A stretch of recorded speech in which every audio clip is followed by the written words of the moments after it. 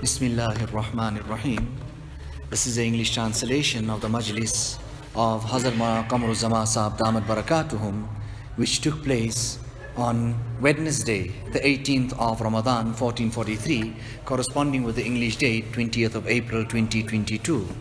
This Majlis took place before the Zohr Salat at Darul Uloom Kantaria in Bharuch, Gujarat, India.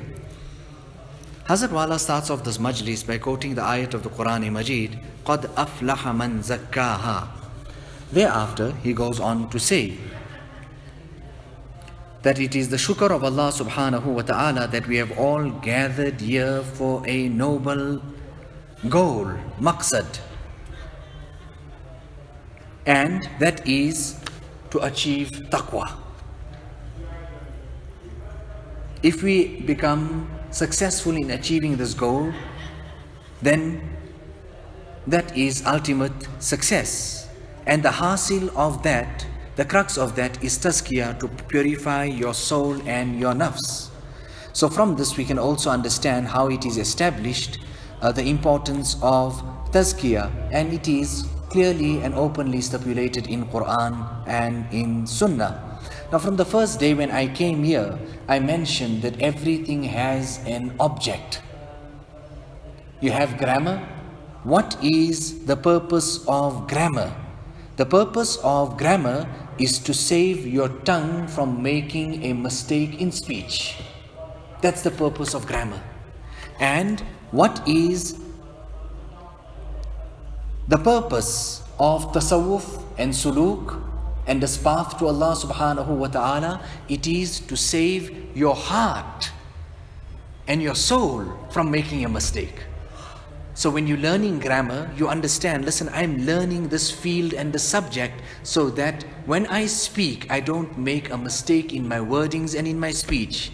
And in suluk and tasawwuf, so that your heart, your ruh does not err and falter. And that is the maqsad of a khanqa.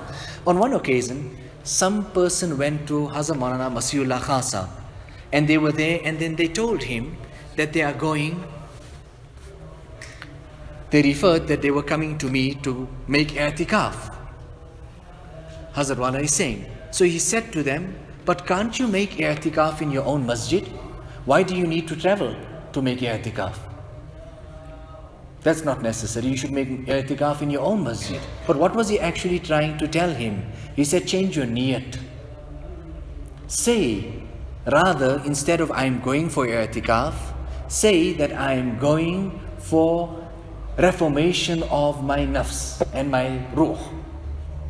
When you would do that, it will be completely and totally permissible for you to undertake that journey and to travel for that maqsad and that niyat, because Islah is fard. It is compulsory.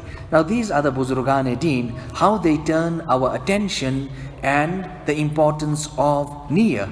This whole month is for that very same purpose, so that this nafs and this ruh of ours can become completely pure. This surah that was recited by Qari Saheb is Surah Muzammil, and it is the essence and the ruh of tasawwuf. Rather, we should make that our wird, a practice, that we listen to it and the subject matter that it contains. So when we do this here, the topics will come in front of us, some type of a fikr and a concern will be created within us to make our islah, and when that fikr is created, then our islah will then take place. When people used to come to Hazrat Tanvi rahmatullah alayhi, the first thing he used to ask them is that, why have you come? What's your purpose? And what was all this about? So that the seeker, the talib that used to come, he would make them turn their attention to the importance of what their maqsad and their purpose is. Otherwise, you'll come, you'll stay, time will pass, you'll go, and you'll go empty-handed. So once your goal is known, then to achieve your goal becomes much more easier. What is the goal of this fasting, this siyam, this roza? What is the goal? What is the maqsad of it? Tomorrow this fast will be over and you lose the maqsad and the object. The maqsad of fasting is لَعَلَّكُمْ تَتَّقُونَ, so that you can achieve piety the fear of Allah subhanahu wa ta'ala, so that you can achieve purification, so that your internal can become clear, clean and pure.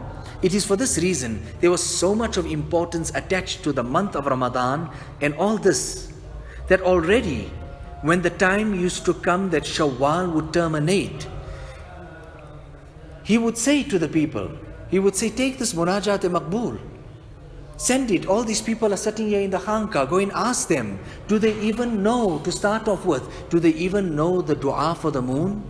Tell them to go outside and look for the moon. The sunnah of looking and sighting the moon, and thereafter reading the dua, because when a person sees the moon, it is the dawn of a new month. And we should recite the du'as asking Allah subhanahu wa ta'ala for the barakat of that month. Now Allah subhanahu wa ta'ala bless us with His muhabbat, His love and His nisbat. So many Ramadans came and went, but if we are in the same condition, then there is deep regret and sorrow. Hazrat Maulana Muhammad Ahmad Saheb used to say that a businessman comes and he wants to see, he's not worried if there's money there in the till or not. Money there will be in the till. He's worried, did we make a profit for the day or not? Now if this is in the commercial sense or in the dunya that we live, what about our iman? What about our ta'alluq with Allah subhanahu wa ta'ala? Is it the same, or is there a profit? Is there an increase? Have we progressed or not? So there is importance for all of this. So Allah Ta'ala, this month is so great that the Holy Quran was revealed in this month. Do you actually know that this roza and this fast that we keep, what is it for? Shukran lahu. It is to thank Allah subhanahu wa ta'ala for the great Quran that He has given us. So for 30 long days we fast in thanksgiving to Allah subhanahu wa ta'ala that He blessed us with such a unique and great ni'mat, the Holy Quran. You know, sometimes I don't see the car, and then I ask my son Abdullah that, where's the car? And a day goes, and a second day goes, and he says, no, it's gone in for a major service. And then I come to understand that the importance of this. So then what about the repairs and the major service of this heart of ours, and seeing that it is completely cleaned, and how they open up the engine and they do this and they do that and they do the whole major service? What about this heart that Allah subhanahu wa ta'ala has given us? You know, Hazrat Maulana Shah Wasiullah Saheb, after the Fajr Salat, he would go, because he used to go out to the quiet areas and then he used to make his tilawat. So when he used to go in the old days, the rickshaws also were not auto rickshaws, it was the bicycle rickshaw, where the person would sit there and you have the carriage at the back that people would sit on, and this person would cycle and he would take you then to your destination. And then abruptly he would stop somewhere and I would say, no, what's happening? Why are you doing this? And then he would say, there's a problem with the tires. I can't ride this bicycle. I'm finding difficulty. We need to put some air into the tires. Now these things used to affect Hazrat Maulana Shah Wasiullah Saheb tremendously. He would finish up with his tilawat, he would come, he would have his breakfast, and then his majlis. People would gather for that majlis and that spiritual discourse. Now he's affected from something that took place, then he would come and he would relate it in the majlis. What would he relate? Look at this, that we had to stop, we had to fill air into the tire, and then only we would able to reach our destination. And that air, he would say, now just wait here, and then he would take that rickshaw to the certain place where that person had to fill the air up. The air was just not found anywhere. A person needs petrol, will he just get it anywhere, or would he have to go to the garage? He would have to go to that garage. So it's not just found anywhere. Similarly, for our hearts, for this nur, for this ruh, for tazkiyah, for safai, there is a certain place that we have to go to. We have to go to the door of the mashayikh.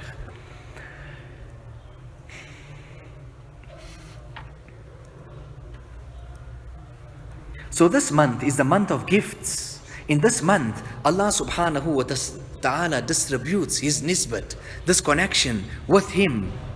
And at this time, how can we be negligent?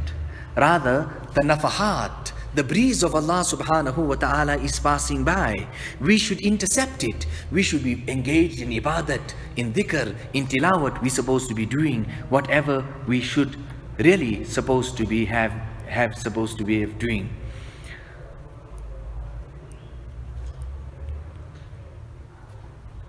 How can it be that in this month we are self-conceited? I done so much of tilawat. I done this.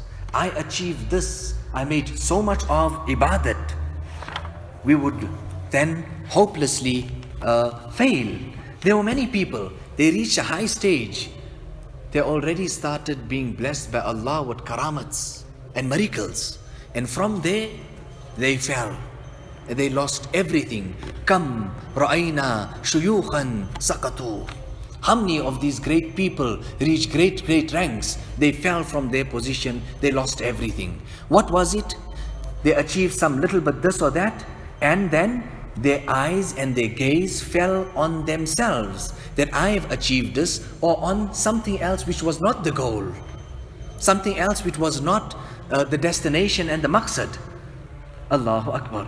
So we should make dua to Allah subhanahu wa ta'ala, and we should also stay away from sin and see that at any given point in time there is no ujub and this being self-conceited. Rather, anything you do, you achieve. You read some Quran, you read some salat, you made some tilawat, you done some zikr. After you finish, attribute it to Allah subhanahu wa ta'ala. In fact, Hazrat Khaja Ma'soom rahimahullah used to say, for every salik, a person who is treading this path to Allah, in the day and in the night, designate a certain time in which you would ponder and make muraqabah, meditate on your weaknesses and your faults. When you do this here, then you will achieve something.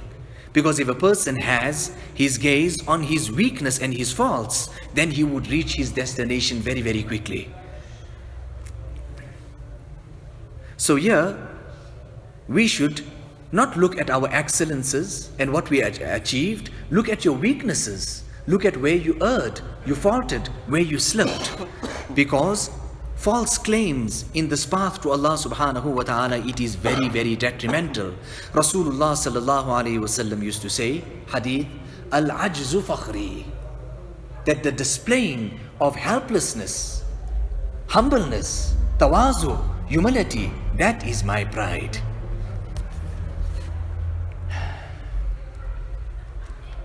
Make qadr of Ramadan and try and achieve the objective of Ramadan.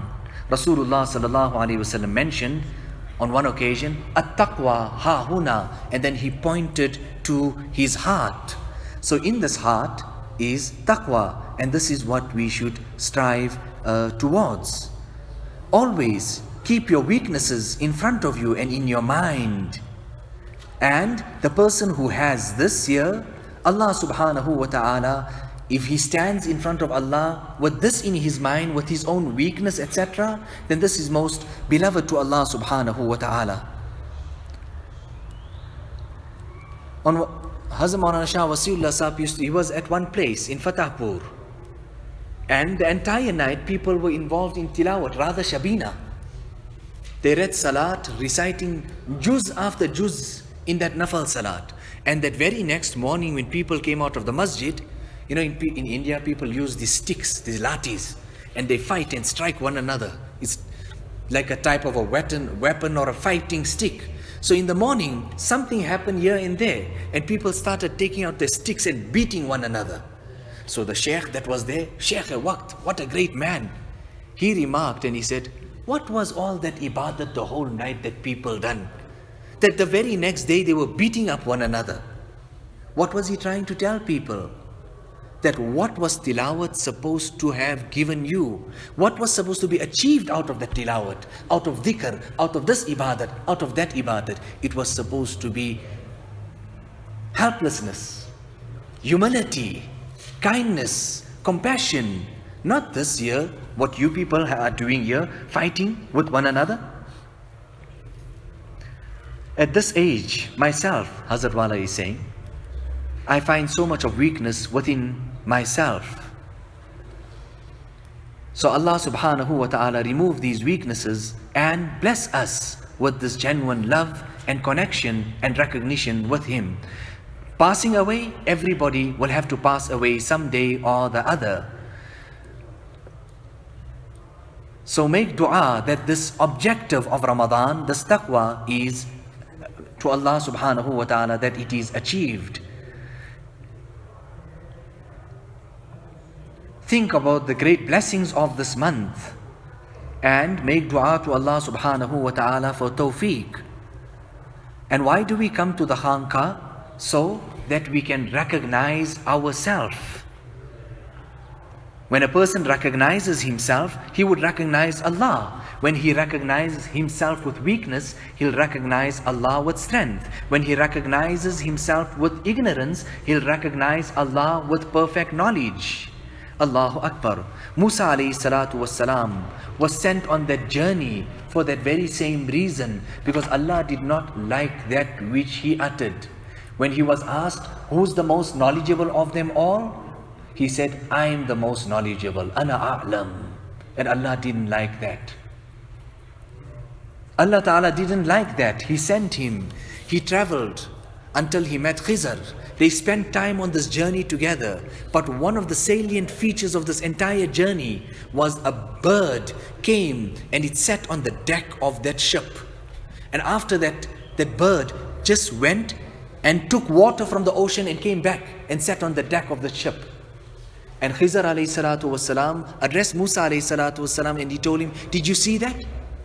And he asked him, what is the comparison of the water that is in the mouth of the beak of that bird compared to the water which is in the ocean? So Musa alayhi salatu wasalam said, there's no comparison.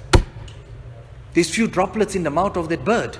He said, that exactly is the comparison of our knowledge to the knowledge of Allah subhanahu wa ta'ala. Hazrat Maulana Shah Wasiullah Saheb used to go further and even say, to this extent, there is no comparison. Because our knowledge is temporary, whereas the knowledge of Allah subhanahu wa ta'ala is baqi. And how can you compare something which is temporary in nature to that zat and being which is everlasting? You cannot even compare it to start off with. Allahu Akbar. Umar radiallahu ta'ala on one occasion, he heard somebody who was so sweet in talk and he was giving bayan and talking this way, that way, not a sahabi. And he called him. And then he said to him, I want you to sit here with me. And he kept him with him for 1 long year. And he said, every day you must come and meet me. And you must sit in my majlis. What was this? Wasn't khanqa established? That a person was kept there and he was supervising him. After 1 long year, what does he say to him? He says to him, and he repeats the hadith of Rasulullah sallallahu alaihi wasallam to him, akhwafu ma akhafu ala ummati kullu munafiqin alimil lisan. The thing that I fear the greatest over my ummah is that munafiq who has, and he's speaking, but he's a munafiq.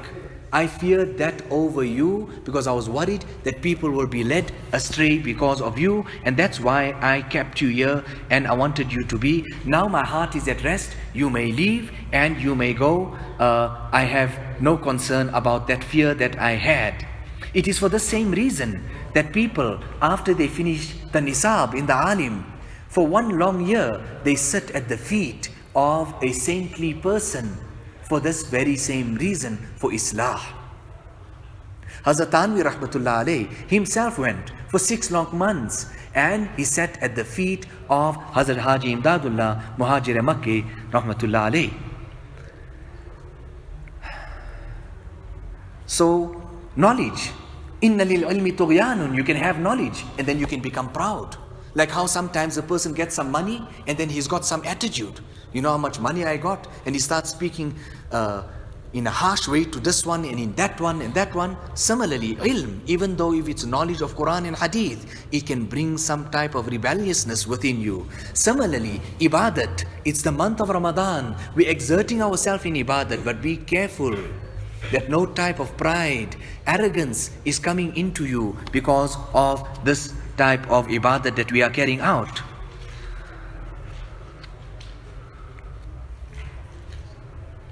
Shaitan was with the malaika. He was carrying out ibadat. But in the registers there, you know what was written? There is one person from all these people here that is going to be mardud. He's going to be accursed. Whichever soul, sacred soul was sitting there, they all started trembling and fearing. And more they made tawbah. That maybe it can be me. What if I'm going to be the accursed? What if I'm going to be that one who's going to be chased out of the court of Allah? That's how all the malaika felt. But Shaitan himself, because he became the most celebrated one amongst, he was a jinn. But amongst the malaika, he became the most celebrated one.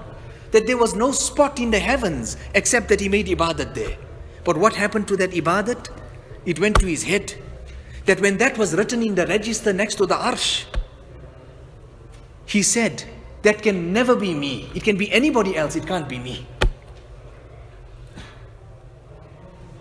So when a person doesn't have fear within himself, this month of Ramadan is here, we're carrying out ibadat, but together with that, remember that no type of ujub and this type of characteristics of becoming self-conceited. Anytime you do any ibadat, attribute it to Allah subhanahu wa ta'ala. Allah helped me. Allah allowed me to do it. We just discussed yesterday that when you come in the masjid, read 2 rakats of salat.